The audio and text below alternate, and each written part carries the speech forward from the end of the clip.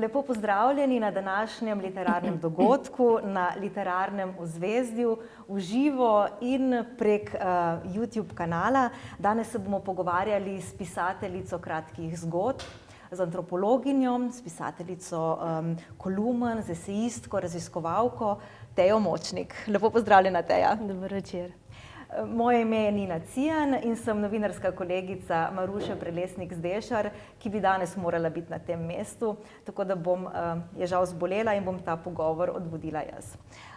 Teja, začniva na začetku. Pred nama je tvoj kratkoprozni prvenec, zbirka kratkih zgodb, 9 zgodb in nenazadnje je to tudi knjiga, ki je bila na 37. knjižnem esejmu nominirana za najboljši literarni prvenec. Čestitke. Hvala. Naslov knjige je Kamni z Marsa, ampak kolikor vem, delovni naslov pa ni bil takšen, kaj ne? Kaj se je zgodilo? Ne, ni bil. Naslov je bil precej drugačen. Precej časa sem mislila, da bo tudi ostalo pri prvotnem naslovu in bil je po eni zgodbi, Lepi zapuščeni kraji. Potem se je pa zgodilo v procesu urejanja, da sva z urednico Veroniko Šoster ugotovili, da je pravzaprav obstaja že ena zelo podobna knjiga, pesniška zbirka Jureta Jakoba s podobnim naslovom in je bilo pač treba spremeniti naslov, kar je bilo kar zanimivo, ker sem morala razmišljati spet o popolnoma novem pristopu do zbirke same. Najprej sem mislila, da bi dala popolnoma drugačen naslov, nič v zvezi z zgodbami, ampak potem sem se odločila, da mogoče pa ne, da mogoče bo pa kar ta naslov iz čisto zadnje zgodbe, ki je nastala, kar ta prav, ker se mi zdi, da so nekako zgodbe tako na pobrkovanje, kot neki kamni od tu in tam, z Marsa in od kje drugje. Tako da si zadovoljna z naslovom? Ja, mislim, da je celo boljši, kot bi bil Lepi zapuščeni kraji. Po poklicu si sicer doktorica znanosti, raziskovalka. Tukaj je prostor za objektivno, za preverjena dejstva, za raziskave. Literatura po drugi strani pa ti ponuja veliko svobode oziroma od tebe celo terja in svobodo in domišljijo. Si literaturo potrebovala prav v stilu nekega kontrasta temu siceršnjemu raziskovalnemu delu? Kako si se počutila v tem? Ja, v bistvu je bil to korak od pač stroke in znanosti, ker sem precej časa zelo intenzivno delovala in se ukvarjala bolj ali manj samo s takimi teksti, ki so seveda pač teksti ujeti v nek znanstven aparat, v strokovni okvir, ki mu moraš slediti. In v določeni točki sem se pač zalotila, kako mi kar naprej uhajajo neke metafore, literarni jezik, kar seveda za strokovna besedila ni pač primerno. Tako da sem res pač morala najti nek drug kanal in odkrila sem kratko zgodbo in to je bilo potem to. Si že od začetka vedela, da si želiš prav pisati kratko zgodbo? Zakaj si izbrala to formo? Ne, niti ne. V bistvu na začetku sem se mogoče bolj nagibala k poeziji, ampak poezija je bila po svoje precej abstraktna. Potem po drugi strani je pa roman, ki je pa zelo razlagalen in neko to polje vmes je pa mogoče kratka zgodba. In tukaj sem se pa potem zelo našla, ker hkrati si lahko zelo metaforičen, si lahko abstrakten, pa po drugi strani tudi že malo razlagalen, ampak še vedno ne preveč. Tako da, ja, to je bil žanr potem, ki mi je res pisan na kožo. Je pa kratka zgodba hkrati zelo specifična, ker moraš biti zelo natančen, a ne? Roman nekako bolj dopušča neke daljše opise, tudi če kaj malo kot bralec, a ne, malo bolj površno prebereš, še vedno poznaš zgodbo. V kratki zgodbi je pa to vseeno malo drugače. Ja, to je zelo, zelo precizen žanr. Ne vem, če pri romanu kakšno stvar malo površno prebereš, ne zamudiš predvsem. Pri kratki zgodbi pa lahko ena beseda, če ti uide, nekako zgubiš neko nit, zgubiš pač tisto bistvo. Je pa tudi res, da pač sem se tudi jaz morala naučiti v bistvu še tega šele pisati. Naučiti sem se morala žanra. za kar sem zelo hvaležna Andreju Blatniku in njegovi delavnici Kratke zgodbe, kjer me je v bistvu, kjer sem se izpila v tem znanju, ne v bistvu samo kot avtorica, ampak ne nazadnje tudi kot bralka, ker mislim, da je to res žanr, ki je dobro, če ga tudi mogoče teoretično malo bolj poznaš, ker potem lažje razumeš stvari. V tvojih zgodbah se sprehajamo skozi različna časovna obdobja, tudi skozi različne kraje nas popelješ, dežele. Veliko je spraševanja o svobodi in tudi o mejah svobode. Kako pa tebi prav to premikanje, tako literarno kot tudi dejansko, ponuja ta stik s svobodo, ki jo potrebuješ? Ja, seveda mi. Še posebej, kadar nima možnosti kam oditi, takrat je to zelo dober svet, da pač odpotuješ. Sicer mi je pa tudi v realnosti to zelo pomembno. Premikanje med kraji, po pokrajinah, to je v bistvu tisti trenutek, ko nekako ujameš zgodbo, ko jo zasleduješ, ko pride atmosfera, ko se rodijo liki, čustva. En tak čaroben trenutek, mogoče najbolj čaroben od vsega ustvarjanja, ker potem je pa pač vse ostalo, kar pride, je zelo realno. Ko se usedeš za tipkovnico, ni več romantike, ampak garanje, ko pišeš, ker pisanje se na nek način, mislim, je umetnost, ampak je pa res ogromno tudi pač nekega obrtniškega dela, če lahko tako rečem. Ogromno je ne samo samega pisanja, ampak potem popravljanja, brisanja, pisanja na novo. Tako da jaz včasih resnično pregorim ob kakšni zgodbi in mogoče je takrat spet čas, da odpotujem. Tako kot pravijo, angleško govoreči ustvarjalci, writing is rewriting. Ja. Veliko je odvzemanja in luščenja, da prideš do tistega bistva. Kako pa je pri tebi pri ustvarjanju? Vedno veš, od kod zgodbe pridejo, ali včasih te katera tudi preseneti? Mogoče tukaj, če naredim eno razliko med ostalimi teksti in zgodbami. Pri ostalih tekstih je res, ja, vedno pač veš, od kje nekaj pride, kaj te sprovocira, kaj te razjezi, da se usedeš, da napišeš. Potem ne vem, koga si citiral, na koga si se referiral.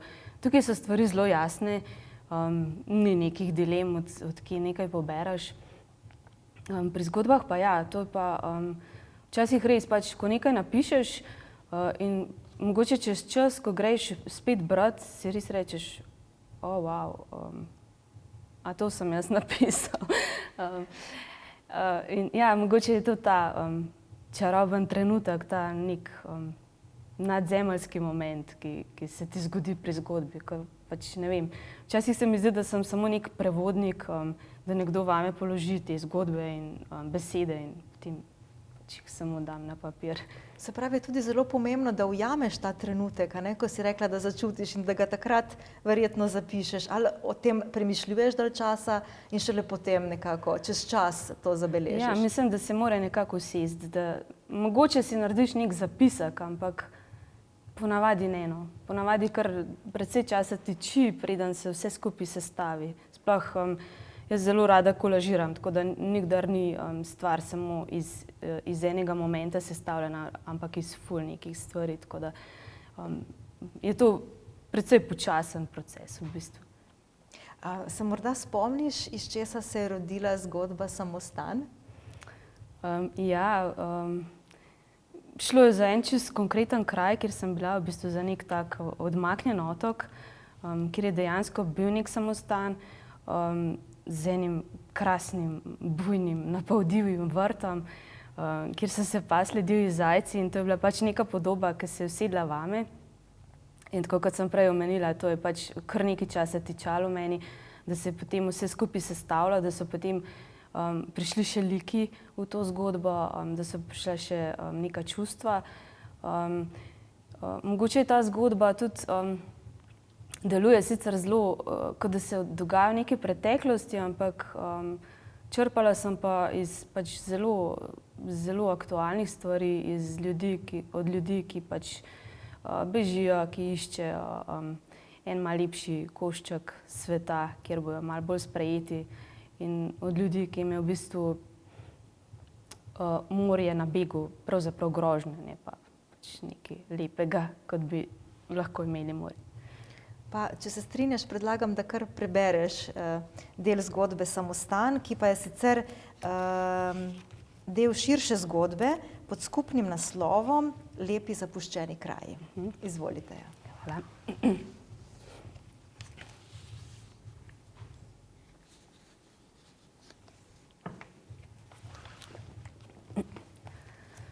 Samostan. V temi pristanišča smo se posedli v čoln, po klopeh smo razvrstili otroke. Voda in kruh v sodih. Premeščali smo jih sem ter tja, nerodne sode in otroke, mlahave kot prazne vreče, da bi uravnotežili breme. Prepuščali so se, nič drugega jim ni preostalo, gola vdanost, bolj kot zaupanje. Stiskali so se drug ob drugega zaradi toplote in strahu. Čakali. Nekdo jih je pokrižal po čelu. Božji otroci, misel prisotna kot nevidna nočna ptica, toda nihče si je ni upal izreči na glas, ohranjali smo ostrino, predvsem da bi podprli sebe, da bi ohranili pogum.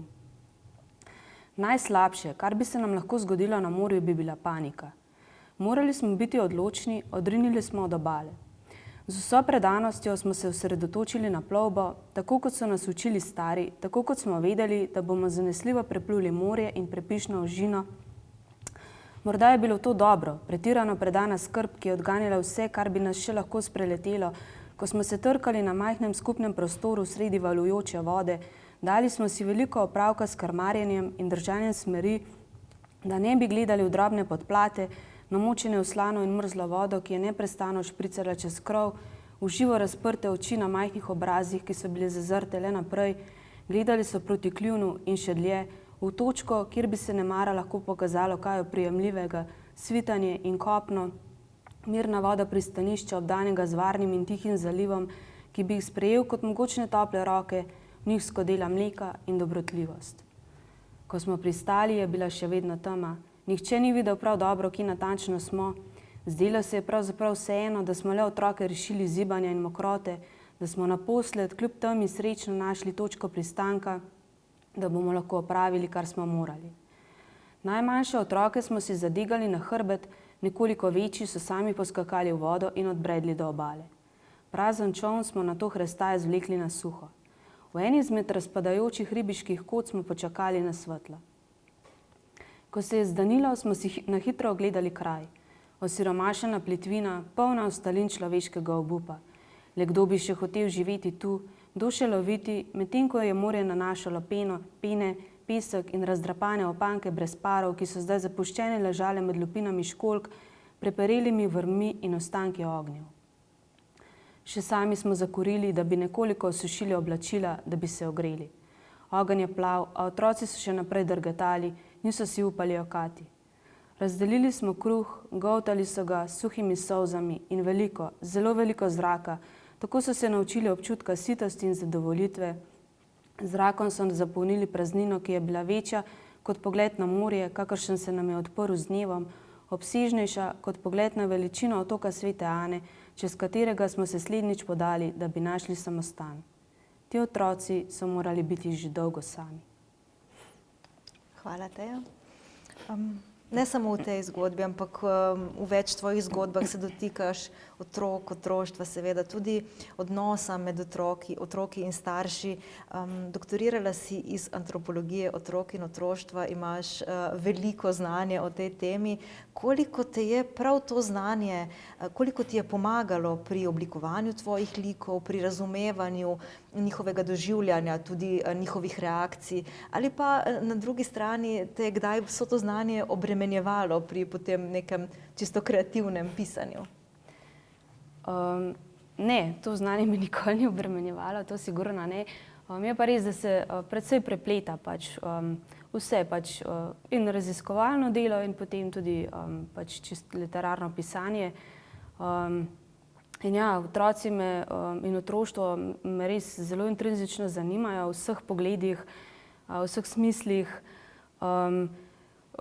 družbeno in intimno, družbeno mogoče zlasti v kontekstu nekih starostnih kohort, generacij, ker v končni fazi je otroštvo neka zelo bazična stvar in posameznika in pač družbe. In če recimo razumemo generacije, lahko v veliki meri razumemo marsikaj, kar se nam pač v družbi dogaja. Če razumemo, v kakšnih okoliščinah je neka generacija odraščala, kako je bila vzgojena, bomo sigurno lažje razumeli tudi to, kako se bo obnašala, ko bo enkrat prevzela vajeti družbe, ko bo nastopila neke položaje. Lažje bomo razumeli, zakaj se potem tudi neke stvari dogajajo, zakaj se dogaja neke odločitve. Tako da to se mi zdi zelo pomembno, pač preučevanje generacij in ta generacijski vidik se mi zdi, da bi morali marsikaj upoštevati, tudi v različnih konfliktih. Mislim, da je pogosto razlog pač nek generacijski in neko nerazumevanje, ki iz tega izhaja. Sicer me pa otroštvo zanima tudi, kot sem rekla, iz enega zelo intimnega, pač v eni zelo intimni sferi in sicer mogoče iz te neke odsotnosti spomina, ki je pri otrocih. V bistvu otroci še pač nimajo zgrajenega tega dolgoročnega spomina. Oni pač te izkušnje se jim komaj nalagajo, ne poznajo še celotnega konteksta. In zato so v neki fazi mogoče zelo lahko idealistični, zelo hitro lahko sprejmejo neke stvari, precej lažje kot odrasli, precej bolj so dojemljivi. Ampak po drugi strani je pa pač to tudi dvorezan meč, ravno to je tista stvar, v kateri pa so tudi precej ranljivi. In to so potem neke stvari, neke travme, ki se jim pač zgodijo v otroštvu, ki jih potem nosijo s sabo kot odrasli. In mogoče ta vidik me pa zanima v kratkih zgodbah bolj. Ker nenazadnje se vsi, večina ljudi v odrasli dobi vrača nekako po neke spomine v otroštvo in poskuša razumeti mogoče tudi neko trenutno stanje. Ja, se strinjam. Zato pa mislim, da je otroštvo nekaj, kar bi morali dati pravzaprav več poudarka in bi se morali več s tem pravzaprav ukvarjati. Tudi sicer ne samo, kadar se znajdemo v težavah in kadar te težave rešujemo, ampak že prej mogoče. Ti se danes ukvarjaš z otroštvom še na en prav poseben način, ne samo tako strogo raziskovalno, ampak skozi prizmo tvojih dveh odraščajočih otrok. Kako se teme tvojega zanimanja povezujejo vzporedno s tem, ko ona dva odraščata? Se spreminjajo? Ja, mogoče, mislim, spreminjajo. Ne vem, če se prav z njima spreminjajo. V bistvu teme nekako bi rekla, da se prej odmikam, ker je res toliko preveč tega, zdaj še na tej čisto osebni ravni se ukvarjam z otroštvom, tako da tukaj se mogoče celo malo izogibam zdaj pač temam o otroštvu. In rajše raziskujem še kaj drugega, sploh skozi kratke zgodbe.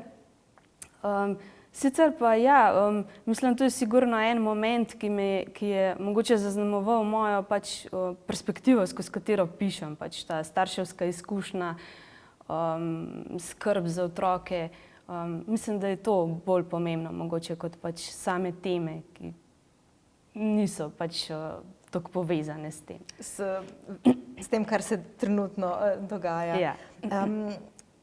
Pisci imate na nek način sposobnost vživljanja v različne like, v različne dogodke, doživljanja in tudi ti v svojih zgodbah zelo spretno menjavaš spol, starost, tudi status nenazadnje. Kaj še poleg empatije in domišljije potrebuješ za to, da res doživeto nekako lahko opišeš nek dogodek, nek doživljaj. Nenazadnje verjetno bi bilo težko pisati o stvareh, ki jih čisto nič ne poznaš. Ja, se strinjam, pač pa najbrž nisi preveč kredibilen, če pišeš o nečem, kar res ne poznaš. Je pa pač res, da imamo ogromno nekih romanov, ki so pač, pa tudi drugih tekstov, ki se ukvarjajo s preteklostjo, pa so to aktualni pisci recimo, pa so zelo prepričljivi in nikakor ne dvomimo, da se je to zgodilo. Tako da jaz tukaj mislim, da sta mogoče pomembni dve stvari. Prvič pač, da res dobro poznaš stvar, v kateri pišeš, da jo nekako preučiš, da se spoznaš z nekim področjem, da ne delaš potem nekih lapsusov in nekih mogoče takih začetniških napak. Druga stvar, ki pa je po mojem, kar ta dela naredi taka živa in prepričljiva, je pa mogoče strast, pač, ki jo daš noter. Ko pišeš, se moraš res uživeti v te like, moraš čutiti z njimi, podoživljati z njimi in potem je stvar prepričljiva. Ne? Po mojem je to podobno kot pač pri igralcih. Zdaj, pač, če začutijo neko vlogo, s katero se res lahko poistovetijo, mislim, da jo lahko zelo prepričljivo odigrajo. Če pa pač jim neka vloga ne leži, pa jim tudi ne verjamemo. Najbrž in v literaturi po mojem podobno. Bi na tem mestu prebrala še en odlomek iz tvoje zgodbe, mogoče zgodbe Očetje.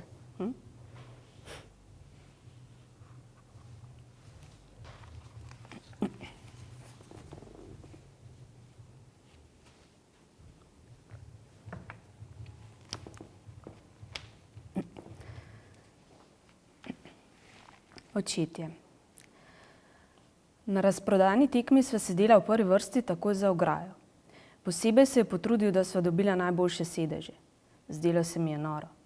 Nekatera srečanja se zgodijo samo enkrat in bil sem mu hvaležen, da sem bil lahko tako blizu. Česa takšnega od njega res nisem pričakoval. Ponavadi so se gnetla na kakšnem zakotnem robu tribune in se hudičevo naprezala, da so sploh kaj videla. Za take stvari se mu ni zdelo vredno odpreti denarnice. Šele ko je nazaj grede s praznim tankom ignorantsko vozil mimo vseh črpalk in sva potem obtičala sredi ničesar, sem pomislil, da je mogoče pa le vse skupaj vsaj malo zrežiral naprej. Najprej me je s prvo vrsto na hokeju poceni kupil, potem pa si je preračunljivo nabral čas, da je lahko izpeljal svoj načrt. Po tistem na tekme nisva hodila več skupaj.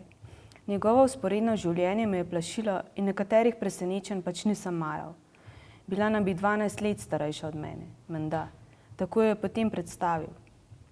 Avto je še nekajkrat podsukal, potem pa ugasnil. Porivala sva ga še toliko, da sva ga spravila na odročno počivališče in poklicala v lečno službo. Rekli so, da prej kot v 1 uri ne morejo priti. Mračilo se je in na počivališču ni bilo nobene javne razsvetljave, zato nisem mogel dobro oceniti kraja.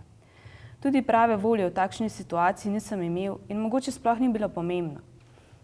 Bila sva pač, kjer sva bila, brez bencina in prepuščena milosti onih na drugi strani telefona, da naj jo izvlečejo iz tega sranja. Naredil sem krog okrog avta, bolj iz dolgčasa kot zaradi česa drugega, potem pa se naslonil na njegova vrata, roke potisnil globoko v žepe jakne in pa čakal. Prtljažnik je bil na stežaj odprt. Poslušal sem, kako premetava njegovo vsebino. Nisem vedel, kaj pravzaprav išče. Kantice za bencin sva preverila že najmanj 2-krat in bile so suhe kot popar. Niti poštene odeje ni imel, da bi se zavila, saj je bilo hladneje, kot se je zdelo medtem, ko sva potiskala avto. Na vse zadnje je le zaprl pokrov in se mi pridružil. Postavil se je nasproti meni in odprl novo škatlico čikov. Odvil je folijo in jo spustil na tla. Veter jo je hipo zagrabil in pomešal z ostalimi smetmi, ki so se valjale po gramoznih tleh. Iz škatlice je vzel cigareto in jo prižgal. Bil je trenutek, ko sem nekako pričakoval, da bo ponudil tudi meni, ampak mi ni. Tudi če bi mi bilo najbrž nerodno kaditi v pričo lastnega fotra. Čuden občutek pač. Globoko in relaksirano je potegnil. Nekam se je zastrmel. Tema se je gostila, zato nisem razločil, kam točno. Mogoče vame ali pa mimo nekam čez avto. Žareči ogorek na dnu njegovega obraza je bil edina oprijemljiva in topla stvar v hladnem mraku sredi tistega ničesar. Nebo je divje mešalo oblake v črnih, sivih in belih odtenkih. Ko je zapihalo, se je naredila svetla čistina. Osvetlila je umazano počivališče in najini 2 postavi ob boku mrknjene pločevine. Takrat se je zazdelo, kot bi bila edina človeka na zemlji. Hvala, Teja. Kot bi bila edina človeka na zemlji. Za nami so zelo neprijazni časi karantene, omejitev. Tudi ena od tvojih zgodb se dotika te tematike. Zanima me pa, kako si ti kot ustvarjalka doživela ta čas? Je bil to zate čas svobode, si imela čas za pisati, za raziskovati, ali prej čas neke omejenosti, utesnjenosti, ali si morda prav v tej utesnjenosti našla nekaj svobode? Ja, mislim, da bolje je bil čas utesnjenosti in pomanjkanja časa, kot pa obilica časa. Malo je tudi varljivo, ta zgodba, tudi, po kateri tudi knjiga nosi naslov, je bila pravzaprav edina zgodba, ki je v tem času nastala in je bila tudi nekako čisto na koncu dodana v knjigo, ker je bila knjiga v bistvu že pred časom teh zaprtij, ki so se začela že na uredništvu in je čakala na objavo. Tako da jaz ne moram reči, da je bilo to obdobje zame zelo, ne vem, plodno v tem literarnem smislu. Kvečjem sem bila v nekem krču, res napisala nisem veliko. Je bilo pa to obdobje zelo zanimivo s stališča otroštva. Glede tega se je pa precej dogajalo in se mi je zdelo, da imam tudi precej zapovedati okrog tega, tako da v tem pogledu sem bila pa malo bolj plodna, tukaj sem pa malo več stvari objavila. Predvsem o eni konkretni temi v povezavi z otroštvom, a ne, in digitalizacijo, če se ne motim. Ja, veliko sem se temu posvečala, pa tudi v bistvu izolaciji. To sta bile dve tematiki, ki sta se mi zdeli zelo pomembni, ki jih je bilo pač potrebno izpostaviti. To je bilo nek moment, s katerim smo bili soočeni večina prvič. Tudi otroci v bistvu, ne glede na to, da je za njih marsikaj prvič in da jim je bilo to mogoče pač čisto normalno, njim se pač, sploh majhnim otrokom, se to pač ni zdelo čudno, oni so pač samo sledili temu, kar je bilo. Ampak jaz mislim, da ta izolacija je bila v bistvu kar nek velik izziv, sploh za zelo majhne otroke. Ne vem, za otroke, ki so šli prvič v vrtec, ki so šli prvič v šolo, ko mi so naredili neke te pač korake v neke inštitucije, ker ne bi se socializirali in so bili spet pahnjeni nazaj v družinsko okolje, spet nek korak nazaj. Ne vem, oropani so bili spet vseh teh stikov, začeli so komaj ustvarjati neke medvrstniške vezi, neka prijateljstva, potem pa spet nazaj, kjer smo pravzaprav morali starši igrati in očete, pa matere, pa še vrstnike, pa še prijatelje, tako da to je bilo v bistvu težko obdobje, no. Mogoče res predvsem za njih. Tudi s kolegico Barbaro Turk-Niskač sva pač veliko pisali o tem, že v prvem zaprtju sva opozarjali na marsikaj, kar se bo pač s temi zaprtji šol zgodilo in tudi res se je in še danes v bistvu smo priča temu, v bistvu raznim travmam iz tega časa, depresijam, nasilju, ki se je dogajalo v družinah, tako da mislim, da to nikakor ni bila rešitev na dolgi rok, neka zapiranja, sploh v Sloveniji, ker je bilo to res dolgo. Tako da to je res skrajni ukrep, če se že v tem kdajkoli, v kakršnihkoli okoliščinah odločamo zapreti vrtce in šole. Ker to je konec koncev nek socializacijski steber družbe in to zapirati, ne vem, šola ni niti približno samo znanje. Šola je bolj kot znanje socializacija. Veliko več in to si ti sama prav s tvojima otrokoma tudi na lastni koži, a ne, občutila? Ja, tudi, ja. Čeprav mi nismo nekih groznih travm sicer imeli, ampak vseeno pa ta izolacija se pozna, ja. Ravno so bila obdobja, ko smo se ravno uvajali v vrtec, pa smo prvič šli v šolo, pa se je začela na tak način, tako da ja, smo občutili to sigurno na lastni koži. No, in ko smo se ravno za hip odmaknili od vsega tega dogajanja, ki ga zdaj opisuješ, in od epidemije, že so nas preplavili prizori teh grozot, ki se dogajajo tukaj blizu nas v Ukrajini. Različni umetniki po svetu so se zelo jasno izpostavili z nekim bojkotom, tako da so recimo odpovedali koncerte, so odšli iz različnih opernih hiš in drugih gledaliških hiš. Nenazadnje tudi pri nas v Društvu slovenskih pisateljev se je organiziralo branje za mir v Ukrajini, v podporo Ukrajini. Kakšno vlogo se tebi zdi, da ima umetnost oziroma literatura v takšnih trenutkih? Ima dovolj močen glas? Mislim, ima vlogo, sigurno, mogoče bolj v smislu neke tolažbe, sigurno literatura napram nekomu, ki meče orožje, je sigurno premalo močno orožje, ampak kljub temu pa se mi zdi pač lepo vsa ta branja, ki so organizirana za mir, to je pač neka taka res lepa gesta, mogoče tako, kot sem rekla, neka tolažba, konec koncev, ki jo lahko imaš. Sicer pa ja, vseeno verjamem pač v literaturo, na vse zadnje, pač se pač poznamo, tisti stavek, knjiga je orožje, vzemi jo v roke. Je sicer to pač tek na dolge proge, literatura, ampak jaz mislim, da pač kulture, ki ima bolj razvito tudi to literarno kulturo, ki ogromno berejo, imajo potem tudi ogromno kritičnih posameznikov in to so ljudje pač, ki stavijo na dialog, ki se najbrž ne bojo šli boriti z orožjem, z nasiljem, z destrukcijo in pač ja, neko upanje je v literaturi in v branju, recimo. Nenazadnje pa tudi literatura lahko pomeni neko refleksijo, nek zapis časa, da stvari ne grejo v pozabo. Ja, to se strinjam, ja.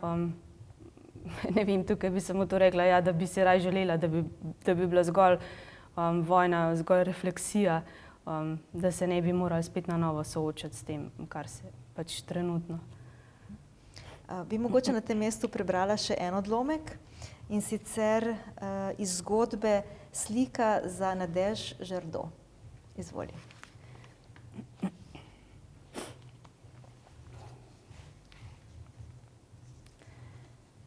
Tesneje se zavijem v rjuho in stopim na balkon. Razrahljam lončnice, iztaknem posodo in z dlanjo pobrišem odvečno vodo s pokrova, da se zlije po kamnu. Školjke odnesem v korito in odprem pipo. Debel curek vode steče v posodo, ko se školjke namakajo, pokličem Nadège. Dogovoriva se čez 1,5 ure. Nato jih skuham, kot mi je predlagala, z veliko vina. Pripravim mizo, umaknem čopiče in karton, pogrnem poškrobljen prt, razpostavim krožnike, pribor, kozarce. Zadnja večerja, z nekoliko Nadèžine ironije grenko pomislim. Nadège pride ob dogovorjenem času, veselo pozvoni. Prinese 2 steklenici vina, eno takoj odpre in natoči kozarca. Še preden izpijeva, že brska po žepu za cigaretnico. Toda ven ne potegne tobaka, temveč leseno, že precej načeto škatlico. Položi jo na mizo. Gleda me in se nasmiha. Odpri, pravi. Drobna šatulica z drsanimi robovi čaka sredi mize. Z veliko nejevero pogledujem Nadège, ki ne more biti tiho. Če ti že tisti človek, ko bo se hvali, ni mogel dati, pripomni Pikro. Dvignem pokrovček, v šatuli sta 2 neposebno lepa starinska uhana. Nadège me zdaj motri, ne smehlja se več. Zelo stara sta, povsem resno reče. Hočem dodati, da je očitno, vendar se zgolj zagledam v Nadège in razmišljam. Želi me vprašati z njenimi besedami, reči, so tam, kjer niso marali Božiča? A Nadège se potegne vase. Ugriznem se v jezik in raje molčim. Tišina je neprijetna, včasih so stvari evidentne. Iščem ustrezne besede, a se bojim, da bo karkoli in kakorkoli izrečem narobe. Morda si niti ne želim izvedeti, na kakšen način jih je pretihotapila sem. Škatlico potegnem k sebi, vzamem uhane in si jih nadenem. Ogledam se v enem od okenskih kvadratkov. V stekelcu za sabo vidim Nadèžin odsev. Podoba se preliva, kakor od kamna razburkana voda v tolmunu, zato težko razberem njen izraz. Pravo zlato je, jo zaslišim za hrbtom. Ti bo že prišlo prav, kaj ne? Reče z roko na moji rami. Srečanja, kratka, bežna, na videz mogoče celo nepomembna, ali pa takšna, kot zapišeš v eni zgodbi, če se ne motim, ki se zgodijo samo enkrat, ali pa celo taka, ki si jih sprva ne želimo, da bi se zares zgodila, pa potem čez čas vidimo, zakaj so bila pravzaprav pomembna. In v tvojih zgodbah so pomembna ta srečanja, pravzaprav usodna celo. Ja, na precej točkah je ključno neko srečanje. Tu se mi na vse zadnje zdi tudi v realnosti pač pomembno, pač srečanje.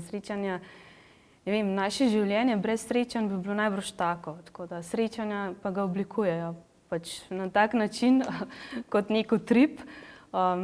Zaradi srečanj je naše življenje sigurno bolj dinamično. Je pa res, ja, pač srečanja so lahko zelo prijetna, lahko nam pa pač seveda obrnejo življenje popolnoma na glavo, celo tako, da se kar nekaj časa pobiramo potem nazaj.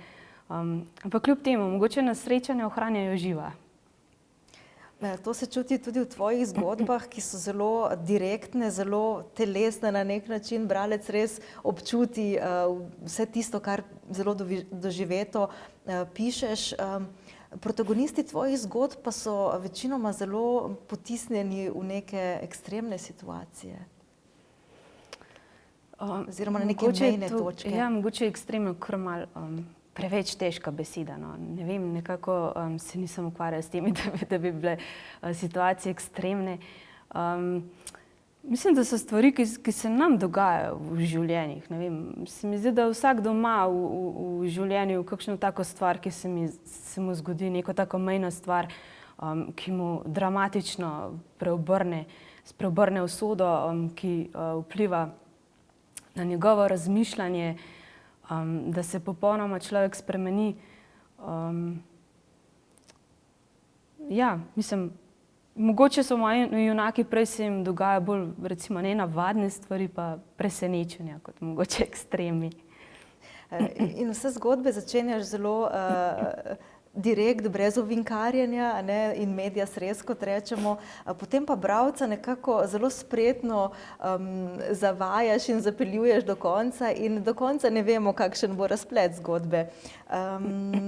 Nas pa konci velikokrat presenetijo, oziroma nas presenetijo, ker konci niso nujno le konci, ampak tudi novi začetki.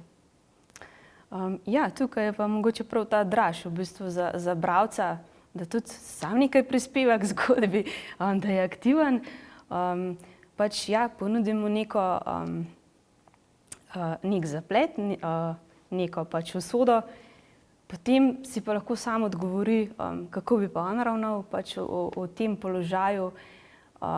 Ne vem, bi se podrl pod to težo, bi stresel pepel, se dvignil nazaj. To prepuščam bralcu. Odločitev je potem na strani bralca. Tako je. Zato predlagam, da se tudi midve tako na koncu vrneva še enkrat na začetek, na začetno zgodbo, istoimensko zgodbo Kamen iz Marsa, ki opisuje čas karantene, kot sva že rekli. Veliko je tesnobe, veliko je nepredvidljivega, neprijetnih stvari, ampak konec je pa izredno optimističen, svetu. Zato predlagam, da prebereš odlomek iz te zgodbe, iz zgodbe Kamen iz Marsa. Izvoli.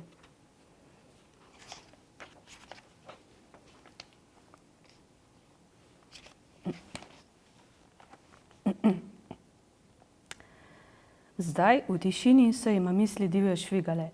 Pretekla izkušnja je butala na plano, a hkrati je ozračje napolnila zadržana radost. Bližina Marsa in Zemlje je v tem času spet spodbudila več odprav. Propadla Schiaparellijeva misija je bila že zdavnaj pozabljena, razvoj je tekel dalje in sledil neustavljivi želji po odkritju življenja. Na Marsu so našli debele plasti ledu, upanje na obstoj živih organizmov je bilo veliko. Pozabil je, kako paranoičen zna biti. Če bi na viruse pogledal iz te perspektive, bi se morda laže prepustil veselju. Telovadnici sem, se je naposled oglasil. Predstavljal si je, da je pokimala, kajti sledilo je še nekaj trenutkov tišine. Slišal je, kako je zajela sapo, preden ga je povprašala o rokavicah. V njenem glasu je ujel toplo vznemirjenost. Zagledal se je v prosto dlan. Roke je imel že utrjene in novih poškodb ni bilo. stegnil in skrčil je prste, nato pa iz dlani oblikoval školjko velikosti novorojenčkove glave. Ob misli na malo rožnato telo se je tudi sam nalizel toplega občutka. Rekel je, da je za danes končal, ter obljubil, da se bo podvizal. Obetala se je jasna noč in imela sta dober razlog, da kršita policijsko uro. Teja, hvala lepa za prebrano in hvala tudi za pogovor. Hvala tudi tebi, hvala knjižnici, hvala tudi Luku, ki je prispeval te krasne fotografije, pa hvala tudi publiki. In hvala vsem, ki ste nas spremljali v živo in tistim, ki ste nas spremljali preko YouTube kanala. Želim vam čim več dobrih knjig.